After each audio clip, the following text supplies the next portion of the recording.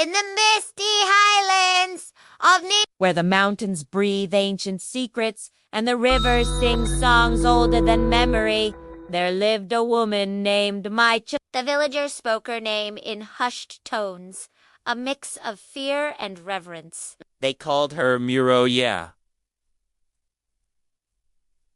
witch. But the truth of her power was far more complex, more profound than the whispers ever suggested. Mai Chisango was born under a blood-red moon, a celestial mark that foretold a life woven from a different thread. From her earliest days, she was different. While other children played games, Mai Chisango spoke to the creatures of the night. Owls and hyenas, animals others shunned, became her companions. They answered her in riddles, teaching her the silent language of the shadows and the secrets whispered on the wind. Her grandmother, a respected spirit medium, saw the mark of the ancestors upon her. She began to teach the young girl the old ways, Passing down charms crafted from powerful muti herbal medicines and showing her the sacred meanings of bones carved with ancestral symbols.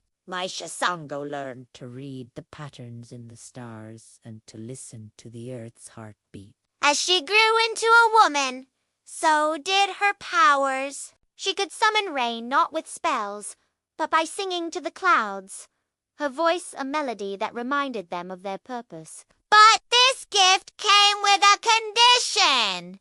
The rain would only fall if the villagers showed respect and honored the land that sustained them. She brewed potions from wild roots gathered under specific lunar phases. One brew could chase away a raging fever overnight. Another, if used with ill intent, could plunge the drinker into a world of strange, unending dreams. The villagers lived in a state of constant tension with her. They were caught between their need for her abilities and their deep-seated fear of what they couldn't understand. When the rains failed and the maize stalks withered, they would approach her hut with desperation in their eyes, begging Mai Chisango to intercede with the spirits. They brought her small gifts, their fear momentarily replaced by hope. And often she would help. But when misfortune inevitably struck a child, falling sick with an unexplainable illness, a hunter vanishing in the dense bush, their gratitude soured into suspicion.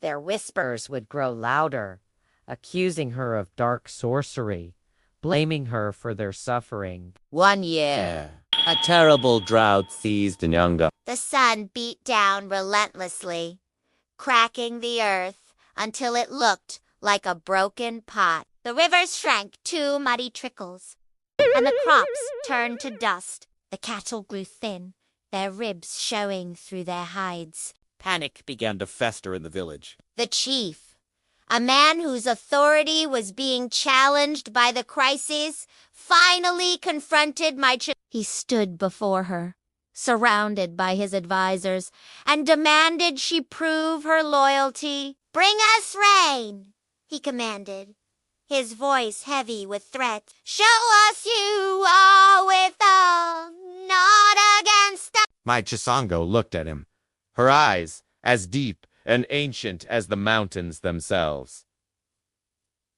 She agreed, but gave a stern warning. "Rain comes only when respect flows to the ancestors," she said, her voice calm but firm. "The sky gives when it receives. Without proper offerings, without gratitude, the clouds will remain silent and the heavens will stay closed."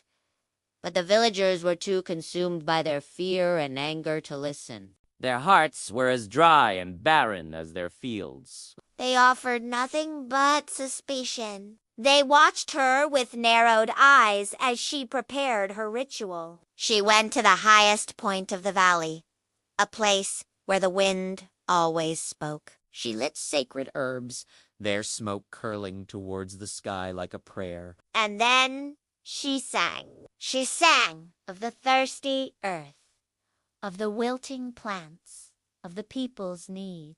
She sang to the clouds, her voice weaving through the silent, heavy air. But this time nothing happened. The clouds hung in the sky, heavy and mute, refusing to weep. A wave of fury ripped through the crowd. "She has cursed us!"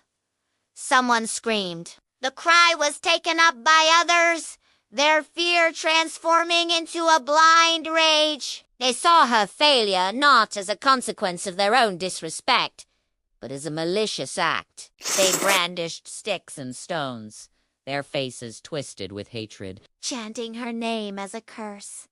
They chased her from the village, driving her away from the community she had tried to protect. They pursued her into the deep forest, their shouts echoing behind her until she was swallowed by the shadows of the ancient trees. Mai Chisango was never seen in the village again. She vanished into the mountains, becoming one with the mists and the mysteries of Nyanga. But her story did not end there. It became a legend, a cautionary tale whispered around fires on cold nights. Travelers and hunters who venture deep into the Nyanga mountains sometimes claim to experience strange things. They speak of hearing a woman's voice carried on the wind, sometimes a soft song, other times a haunting laugh that echoes across the valleys. Some have sworn they've seen a shadowy figure at dusk, a woman riding on the back of a large hyena, her form silhouetted against the fading light. The legend of Mai Chisango now holds a dual nature. Some say she became a vengeful spirit, punishing those who disrespect the land by leading them astray or tangling their path. They say she causes sudden rock slides and makes hunters lose their way if they take more than they need. But others believe she became a guardian. They say she protects lost wanderers who show humility and honor the spirits of the wild. They leave small offerings of tobacco or a piece of their meal at the base of ancient trees, hoping to gain her favor. These people believe she is the unseen hand that guides a lost traveler back to the path or reveals a hidden spring to a thirsty soul. To this day, the elders in Nyanga use her story to teach the young. Treat the earth and its creatures with care. They weren't, for Mai Chisango is always watching. They explained that she was never truly evil, nor was she purely good. She was, and still is, a force of nature. She is balance. She is the reminder that the world gives back what it receives, whether it be respect or scorn. She is the spirit of Nyanga itself, wild, powerful, and deeply misunderstood. Thank you so much for watching. If you enjoyed this story from the heart of African folklore, please consider liking this video and subscribing to the channel for more tales from around the world. We'd love to have you in our community.